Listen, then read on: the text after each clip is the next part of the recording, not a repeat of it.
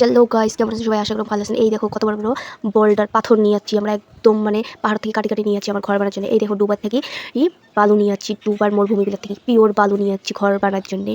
তারপর দেখো এই দেখো এত সুন্দর করি মানে সাফ সিকুন করিয়েছে মানুষ, বোধহয় খোয়া বোধহয় এমন করে সাফ সিকুন করে না, এত সুন্দর করে মশলা তৈরি করিয়েছে আমার ঘরের জন্য আর কি।